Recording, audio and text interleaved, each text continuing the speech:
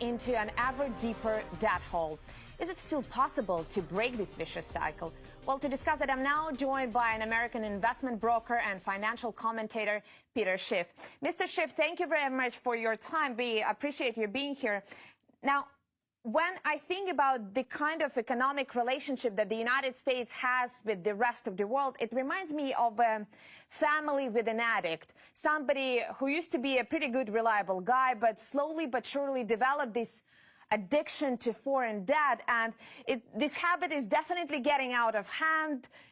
His behavior is getting more and more unpredictable, and the rest of the family doesn't really know what to do with that because they can't live like that any longer, but they can't leave him alone as well. So do you think this is an accurate metaphor? Yeah, I mean, it's very close. I mean, it's almost like we're the in-law who's overstayed his welcome. You know, maybe he was a welcome house guest at one point, but he stays around for a long time and he eats all your food and he hogs the remote control, you know, and he doesn't clean up after himself. I mean, yeah, I mean, we have really almost a parasitic relationship, I think, at this point with the rest of the world.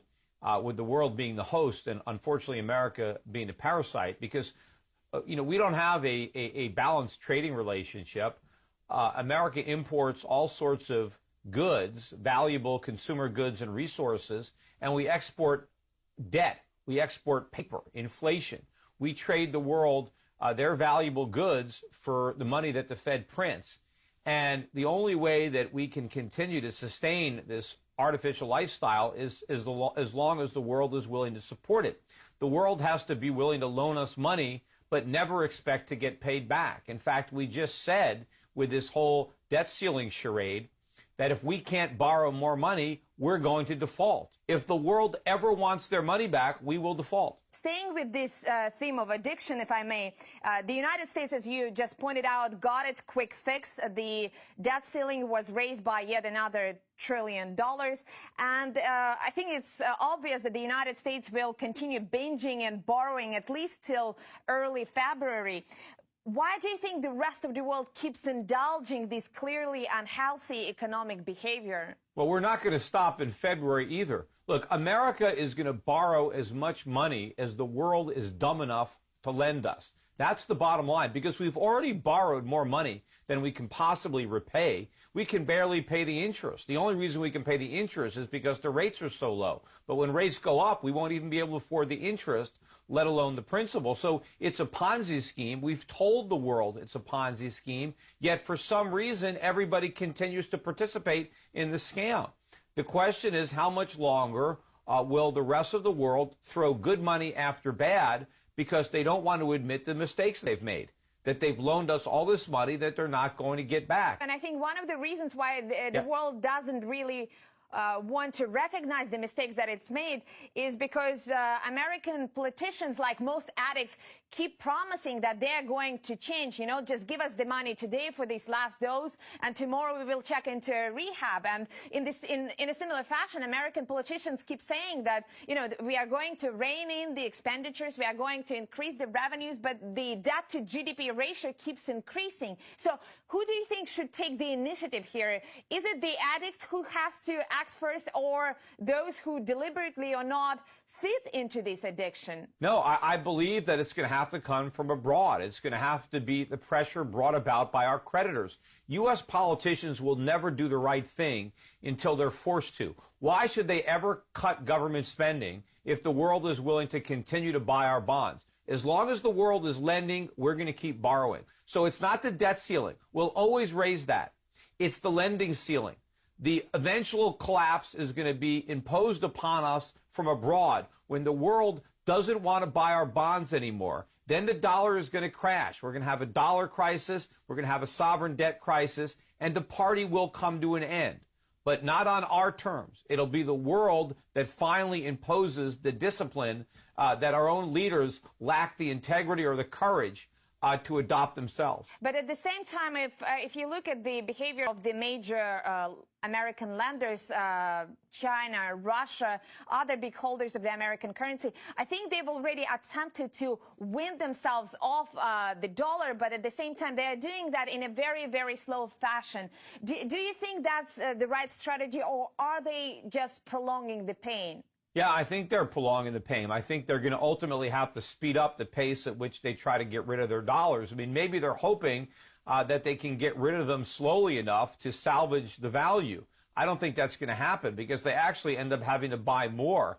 I think that they should try to spend them as quickly as they can before it's too late. And also, since a lot of our creditors are also countries that have major trade surpluses with us, they don't want to acknowledge that they've been wasting their resources selling to a customer who can't pay. China, for example, they want to buy our bonds to support our dollar so that American consumers can buy their products. But we're not actually buying anything because we're getting those products for free because we can't really pay for them, because we can't make exports that the Chinese want. And at some point, I think countries are going to see the wisdom of allowing the dollar to collapse, allowing their own currencies to rise, allowing their own citizens to enjoy all those products that were previously given to Americans. I heard you say previously that the United States isn't capable of repaying its debt to China, which currently stands at, if I'm not mistaken, at $1.3 trillion. It couldn't repay these debts without significantly diluting the value of the dollar through inflation or possibly even hyperinflation. And that may seem like a workable solution, a win-win, or rather a lose-lose for all. But I think in this case, the American government will be faced with a choice.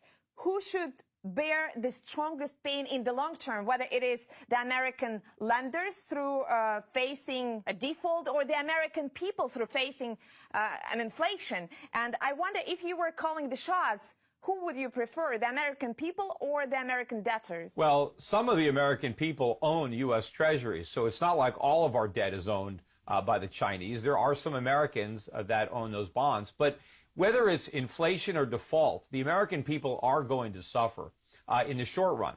I think they'll suffer more through inflation than through default. I mean, ideally, we would not obliterate our debts by inflating them away. I think a restructuring is much better than inflating.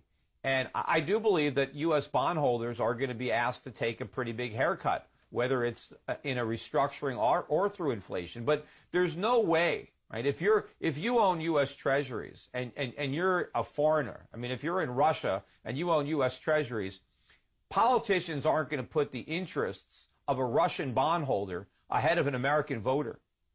So our foreign creditors are really low down on the totem pole of getting their money paid back.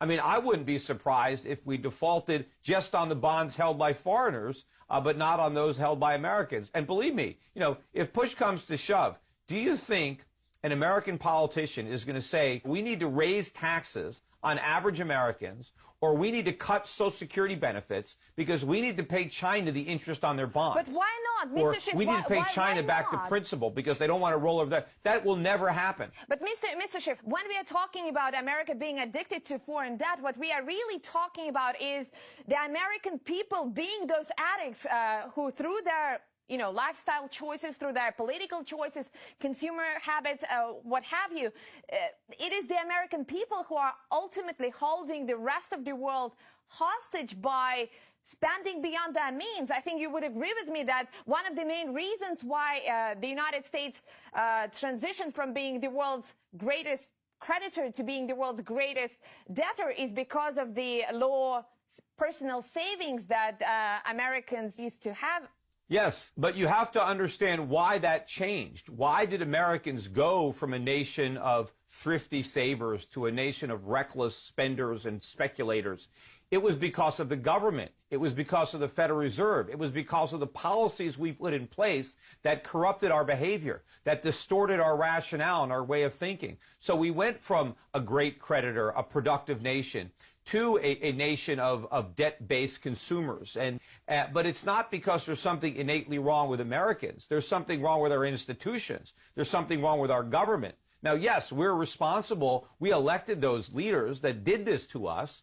But right now, the world is supporting that by financing it.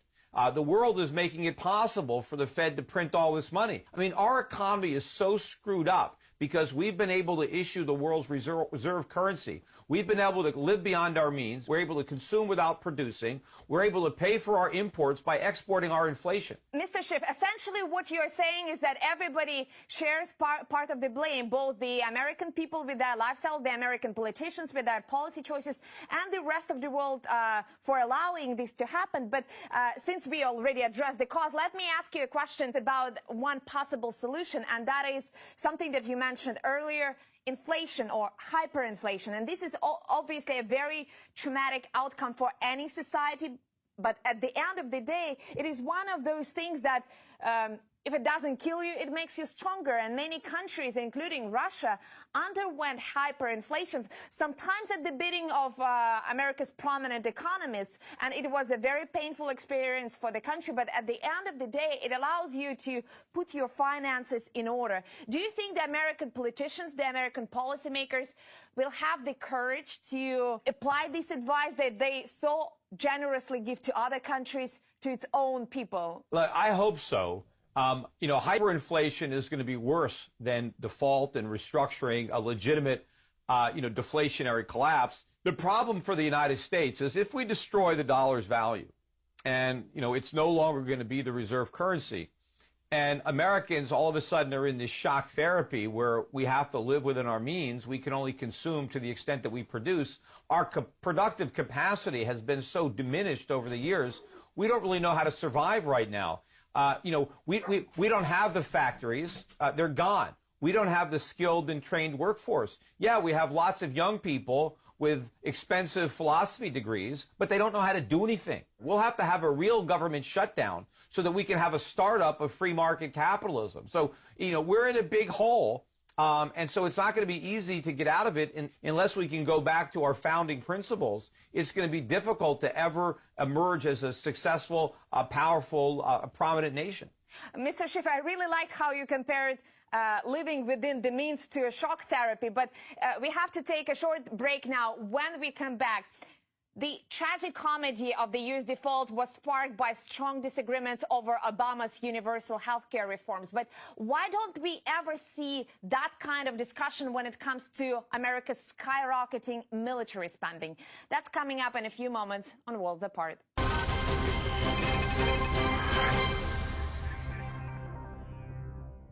Welcome back to Worlds Apart, where we are discussing the U.S. addiction to foreign debt with investment broker Peter Schiff. Mr. Schiff, just before we went to a break, we were talking about addiction being a matter for what is happening with the U.S. economy. And I would like to introduce yet another comparison, and that one is to the theater of the absurd, which is a genre where actors rarely say what they mean, and the main narrative usually lacks in logic. And if you look at what is happening in the United States, it is a country with very strong credit ratings, double and triple A's, but at the same time, it's also a country that cannot pay its debtors and that cannot pay its own people. Now, we also hear politicians talking about avoiding this major crisis, but in fact, the crisis has only been made worse by adding another $1 trillion to the debt ceiling. It is as if everything has been turned upside down. Yeah, it is the theater of the absurd. I mean, anybody who puts any stock in those ratings, U.S. Treasuries are junk bonds. It doesn't matter what Standard & Poor's or Moody's says or Fitch. In fact, since the federal government sued Standard & Poor's, I believe, because Standard & Poor's downgraded from AAA to AA+, nobody is ever going to downgrade U.S. Treasuries again. Even if they were in default, I think they would still be up at AAA.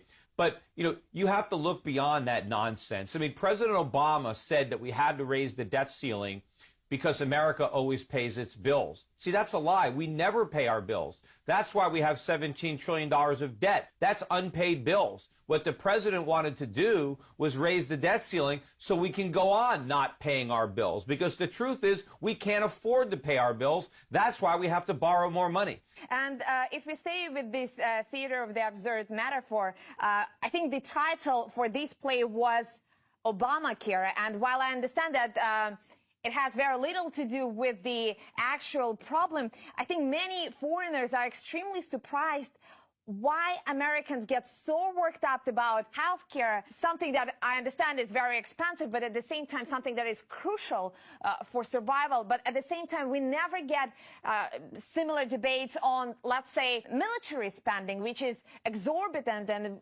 most Americans would probably be able to do without it. Why are America's priorities so mixed up? Well, there's no question that we overspend on the national defense. I mean, we're spending money that we don't need to spend. But health care was not always expensive in America. It was very inexpensive until the government got involved with Medicaid and Medicare and all this. The government created this problem. So the reason we had such an inefficient, overpriced healthcare system was because of all the government involvement that screwed up the free market. If the free market was allowed to work in healthcare, healthcare would be plentiful and inexpensive. And instead of recognizing that fact and getting government out of healthcare so that market forces could come back in, we expanded the problems. We got government even more involved, and now healthcare is going to be even more expensive after Obamacare than it was before. Well, Mr. Schiff, speaking about market forces, I was listening to your webcast the other day, and you were arguing that women in America should pay more for health insurance because they go to the doctors more often, and they happen to be the ones who bring children into this world. And, you know, knowing how much the United States spends on wars overseas, on regime changes in all those various places, what have you, it really comes across as penny wise and pound foolish. Well, under the rules of Obamacare, insurance companies can't discriminate based on gender. But we know that women of certain age groups, right, are going to use a lot more health care than men. Mainly it's young women. Women in their 20s and 30s are more expensive to insure than men. But when they get older, it might be different. But women, young women in America, they get cheaper car insurance because they're women. If they buy life insurance, they get a cheaper life insurance because they're women. So sometimes being a woman works in your favor, and sometimes it doesn't. But that's because the market is trying to assess risk to have an efficient insurance system. But when the government comes in and mandates that the insurance companies can't price risk accurately, but they have to misprice it, then it makes the whole thing less efficient and everybody ends up paying more. Absolutely. What I cannot understand is why would Americans and yourself focus so much on healthcare rather than turning your attention to some other fields where you spend much more. And surely maybe market mechanisms are not given free rein here, but I think this is an issue that could wait a little, and you would benefit much more if you would address your attention to something that you know, takes so much of your resources, like, for example, war spending. Well, healthcare, unfortunately, does take a lot of resources, and the reason we're so preoccupied with it is because it's so screwed up. But how did our healthcare system get so screwed up? Government screwed it up. Government is so involved in that sector. But they've screwed up other sectors. They screwed up education. Look at how expensive our colleges are. Yet look at how little our graduates know. I mean, the government has corrupted everything it's gotten involved in. Okay, let me phrase my question a bit differently. I know that you are not a big fan of President Obama, and like many, you criticized him for his indecisiveness. And yet a couple of weeks ago, we witnessed him acting extremely swiftly on the issue of Syria. He was ready to bomb that country within days without even waiting for the UN report. And yet, on this particular issue, arguably much more crucial to the well-being of your country, he keeps kicking this can down the road. And I think the United States could save much more if you just avoided a war or two rather than denying some of your citizens universal health care. Don't you think so? There's no shortage of hypocrisy in Washington, and politicians do things for political reasons. I was very critical of our intentions to get involved in Syria, and I'm glad that the president wasn't able to carry out that threat. But, you know, the reason we're able to do this is because we have the reserve currency. If the rest of the world wasn't buying up our bonds, we couldn't afford to maintain this empire. We would have to cut military spending. So it's amazing that you have our big creditors, whether in Russia or China, criticizing what we're doing, but the only reason we can do it is because you're lending us the money. If the world stopped financing our military, we couldn't afford to get so involved in so many places around the world. The only reason we can support and maintain this massive military complex is because we can borrow the money to pay for it. So you can't complain, you're financing it. Well, that may be a good point, and I wonder how long do you think politicians, President Obama and the Republicans, I think they are just as complicit here, how long do you think they will keep kicking the can down the road? I mean, is it just a matter of waiting until next elections, or, I mean, when somebody will do something about that in your view? They will kick that can down that road until the bondholders bring the road to an end. We will never stop procrastinating, right? You know, if you know a friend who's overweight and they keep telling you that they're going to start their diet next week, you know, why do they want to start it next week? Because they're not going to actually do it. Otherwise, they would just start right now. Okay, the government will talk. We will assure everybody that we're going to get our fiscal house in order. We just had the opportunity to do that, and we didn't. In fact, we redefined the problem. As far as we're concerned, the debt's not the problem, it's the ceiling. The problem is that we can't borrow an unlimited amount of money, because that's really what we want to do. So what essentially you're saying is that the United States will continue acting as an addict, promising that it's going to come clean and never doing it in the long term. Now, I know that you were named Dr. Doom for predicting the 2008 crisis, and it is evident from this interview that your forecasts are not becoming any more optimistic. I wonder if the crisis, this big looming crisis that you've been alluding to in this interview and many others, if this crisis indeed happens, how would it compare to the one that we experienced back in 2008? Well, for America, it's going to be significantly larger because it's going to involve a crash of the dollar and the U.S. bond market. During the 2008 financial crisis, the dollar and the U.S. bond market gained value, so that was a giant cushion for American citizens. It enabled the bailouts and all the government stimulus. But when the crisis is in our currency, in our bond market, we don't have that. So for America, it's going to be significantly worse. For the rest of the world, it depends on how they react. If the world feels they have to try to prop us up and lend us even more money in the crisis, then our pain will be exported. But I think that to the extent that the world wakes up and learns from the mistakes of the past, doesn't repeat what they did wrong in 2008, it could be very liberating for the rest of the world. It could be of huge benefit for our creditors. And so my hope as an American citizen is that we then do the right thing. We get the right message. We get our act together. We readopt the principles of sound money and limited government. We start shutting down a lot of government for real. Not a phony government shutdown, but legitimately starts shutting down all those institutions that have undermined our economic freedoms and our productivity for years. And if, or rather when that happens, what is your contingency plan? Where do you keep your money? You know, I've got my money invested abroad. I've got a lot of gold and silver, commodities. I do have some U.S. investments. I own a lot of oil here in the United States. But, you know, I haven't left. I mean, I still live here. I still live in America. So I'm hoping for the best. I hope it doesn't get so bad that people have to leave. I know there are people who are leaving. They're afraid of what might happen in this economic catastrophe, in a hyperinflationary environment, what type of civil unrest there might be. So there are people that are leaving. You're saying that you still have some hope and that you're keeping some of your money in the American instruments. But I wonder if you indeed believe that this giant Ponzi scheme to which you alluded earlier collapses, why do you think there would be some safe havens? Because the world is very interconnected these days, and if something happens in the United States, with the degree to which the rest of the world is invested in the United States, why do you think those assets that you're investing in will still be safe? Well, remember, if I'm looking for a dollar collapse where the dollar really loses its role as a reserve currency or